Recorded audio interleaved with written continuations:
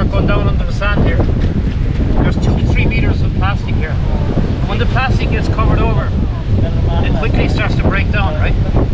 So this is breaking down into fine pieces of plastic and into microplastics. This microplastics then, like, you know, it's getting into the ocean here. I mean, this whole area is covered in it. Into the seafood, into the fish. We're eating the fish, and it's just a bad situation. But no matter how far down you dig here, right? It's all plastic. If you look on the surface, you can't see much. But you could dig down, and it's just there's an endless supply of it. It goes on forever. This is meters and meters high. There's a lot of plastic in here. Very much. It's all plastic.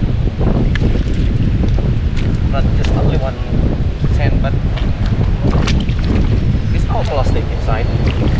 Yeah. You can see this. That's strange because you see birth control tablets inside in the middle of all the trash. There's a lot of plastic.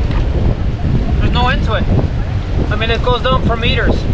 On this area through here, we estimated there initially that through here that there was about 1.2 million tons of trash through here.